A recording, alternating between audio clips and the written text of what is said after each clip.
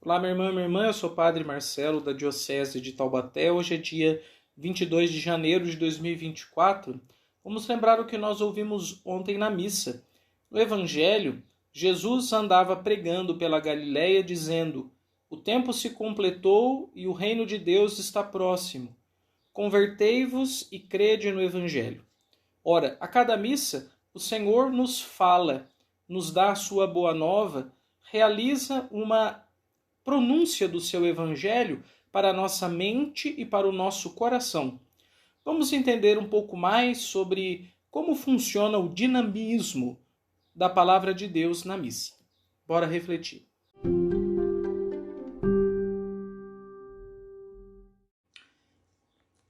Eu tenho aqui para minha meditação uma tese fundamental e a partir desta tese eu diria 4 argumentos. Então vamos lá. A minha tese fundamental é a de que Deus, na missa, continua proclamando o seu evangelho, realizando uma palavra criadora que toca a mente, o coração e depois se traduz concretamente na existência dos cristãos que se deixaram atravessar por ela. Assim como Jesus andava pela Galiléia e falava, como chamou Simão e André, Tiago e João, vem e segue-me, ele continua hoje também nos falando e chamando. E assim como ele disse a Jonas para ir para Nínive, ele também está provocando a todos nós para irmos evangelizar alguma realidade desafiadora. A partir dessa tese de que na missa o evangelho continua se proclamando da boca de Deus, então eu coloco aqui 4 ideias sobre a palavra de Deus na missa. Eu diria que numa celebração há 4 dimensões da palavra de Deus. Uma mesma palavra com 4 rostos diferentes. Vamos lá. Seria a palavra proclamada, a palavra rezada, a palavra cantada e, por fim, a palavra silenciada. Primeiro ponto, a palavra proclamada. Ela está sobretudo presente nas leituras que nós fazemos na missa e na homilia ou sermão que o padre profere, que é uma continuidade da proclamação da palavra, mas de um modo atual. O principal objetivo de uma homilia é atualizar, trazer para os dias de agora, para a realidade de uma certa comunidade, a palavra do seu Senhor. Eu faria 2 comentários sobre a palavra proclamada. Primeiro, as leituras, elas são voz de Deus. Alguns autores espirituais diziam que o lugar da proclamação das leituras, o ambão ou púlpito, era chamado de boca de Deus. E os documentos mais recentes da igreja dizem que quando se leem as escrituras, é o Senhor mesmo que está falando. Uma primeira indicação muito prática para todos que participam da missa é sempre prestar muita atenção nas leituras. Isso implica algumas coisas. Por exemplo, se eu tenho um folheto de missa ou um livro de leituras para acompanhar, isso costuma ajudar bastante. E os leitores também devem caprichar na proclamação que fazem, para que o povo consiga não só ouvir, mas sentir, saborear a palavra de Deus que está sendo anunciada. Uma dica, assim, vamos dizer, mais prévia à missa, que costuma ajudar não só os leitores, mas também aos ouvintes, é ler as leituras da missa antes de ir para a missa. Então, hoje em dia, com a internet, é tão fácil, você coloca lá na internet liturgia do dia, liturgia diária. E hoje nós temos até aplicativos que permitem o acesso cotidiano das leituras. Então, o que você faz? Você acordou, tomou seu banho, antes ou depois do seu café da manhã, você lê quais são as leituras de hoje. Porque assim como um aluno que leu a apostila antes de ir para a aula vai aproveitar mais da aula do professor, assim também o cristão que lê as leituras da palavra antes da missa vai tirar muito maior proveito da mensagem proposta para aquele dia. Isso sobre as leituras. E sobre a homilia, uma coisa que é muito importante é deixar-se tocar por uma ideia forte. Porque o padre, na homilia, ele prepara um tecido de reflexão. É um conjunto de ideias para meditar sobre aquela palavra do dia. Mas não é importante que o fiel lembre do discurso homilético. A proposta não é memorizar o esquema da pregação, mas antes de mais nada é deixar-se tocar por aquela palavra atualizada. Então a dica concreta é sempre se perguntar após uma homilia: o que eu vou levar, o que fica, o que me mexe desta palavra que o padre hoje falou. Isso é a palavra proclamada, é Deus explicitamente falando a nós pelos seus oráculos escriturísticos e pelos seus ministros preparados para anunciar. Segunda dimensão da palavra é a palavra rezada. Ela, a meu ver, ela diz respeito às orações da missa. Veja, uma missa ela tem um ritual. E nesse ritual da missa a gente tem várias preces, aclamações. O Senhor seja convosco, Ele está no meio de nós. Corações ao alto, nosso coração está em Deus. Demos graças ao Senhor, o nosso Deus.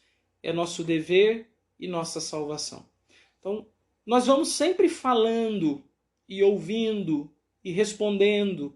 O padre fala mais, até por conta da nossa teologia da liturgia, do padre como uma figura de mediação.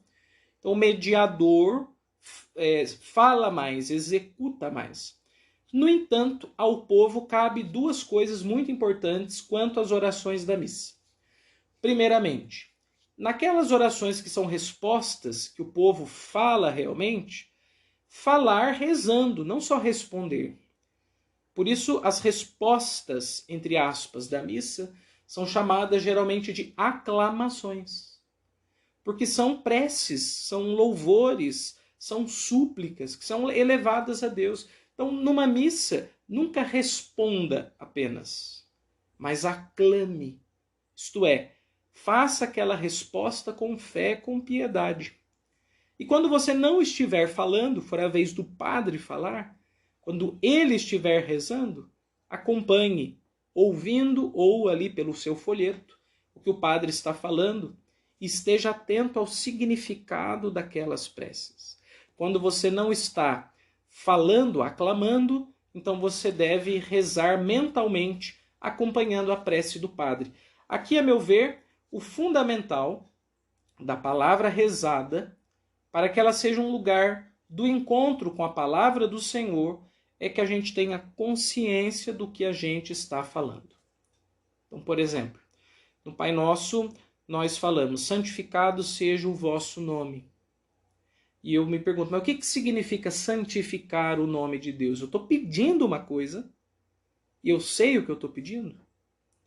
Outra coisa, quando eu digo ali no ato penitencial, né? E peço à Virgem Maria e a vós, irmãos e irmãs, que rogueis por mim a Deus nosso Senhor.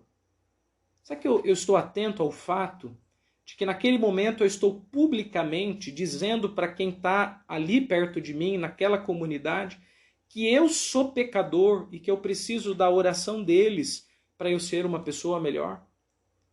A missa tem preces muito bonitas, mas para a gente aproveitar bem a missa, eu tenho que prestar atenção no que eu estou falando ou no que o padre está falando. A palavra rezada também tem boa nova. A terceira dimensão da palavra é a palavra cantada. Ela diz respeito à música na missa. Há uma regra a respeito das músicas na missa, muito interessante, que diz assim: primeiramente, cantar a missa. Só em segundo lugar, cantar na missa. O que é cantar a missa? O artigo a. Significa que nós devemos, por exemplo, ato penitencial é uma parte da missa. Então eu vou cantar aquela parte para rezar melhor. Pois já diziam os santos da igreja que cantar bem é rezar duas vezes. E cantar bem aqui não não significa ser afinado só. Significa cantar com o coração, cantar com a fé, não só com os lábios. Uma outra parte, o Glória, é uma parte da missa, nós cantamos. O Santo, o padre pode cantar a consagração, o Pai Nosso, o Por Cristo. São cânticos das partes da missa.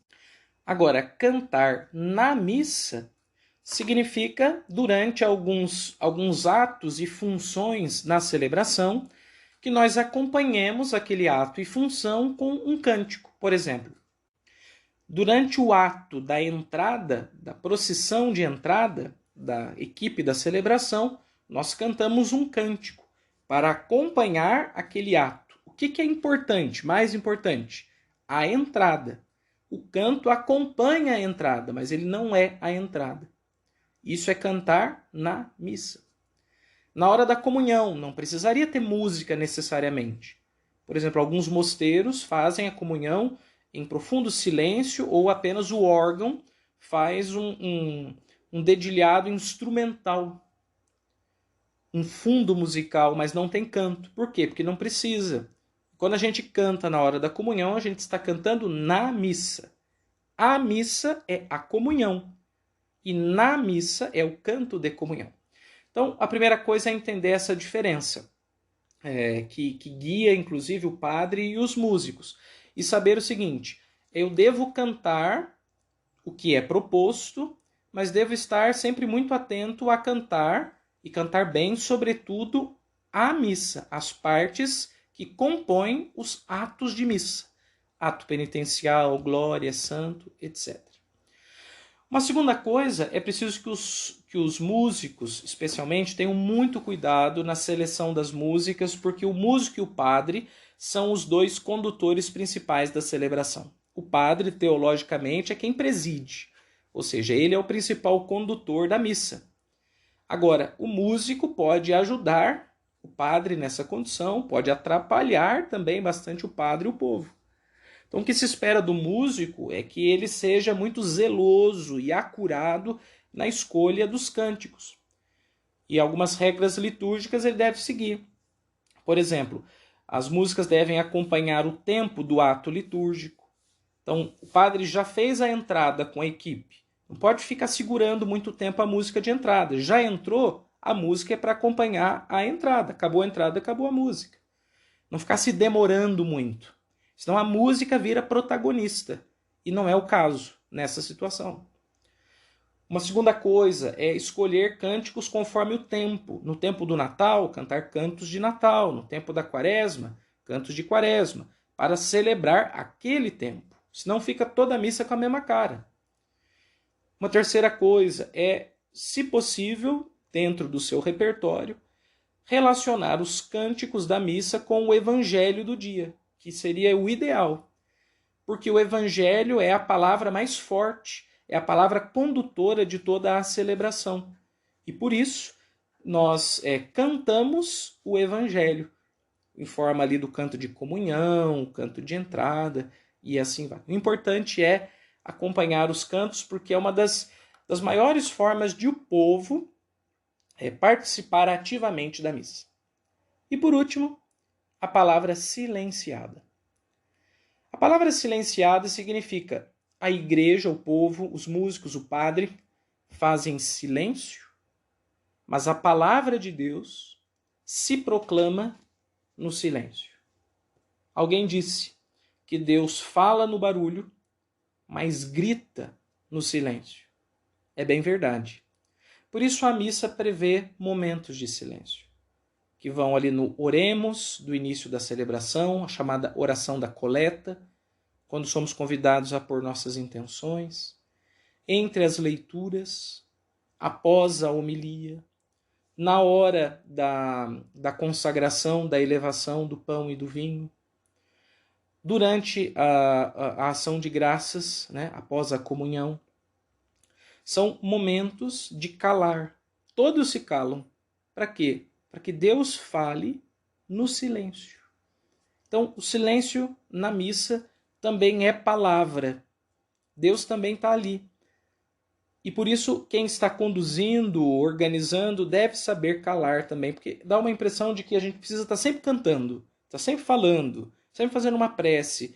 E quando é que Deus vai poder se pronunciar por si? E o silêncio também é o lugar da sedimentação da palavra, da absorção da mensagem. Quando calamos, Deus pode falar, encaixar, vamos dizer assim, no coração daquela pessoa que escutou aquela missa toda, cantou, rezou, etc. Então, 4 são as dimensões da palavra: proclamada, leituras; rezada, orações da missa; cantada, a música litúrgica; e silenciada, o silêncio de todos, para que Deus se manifeste.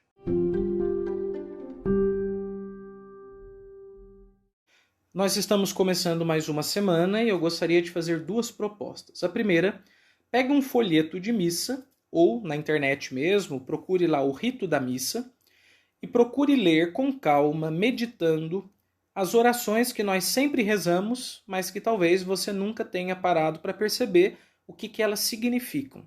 Tente interpretar, ver o sentido daquelas orações.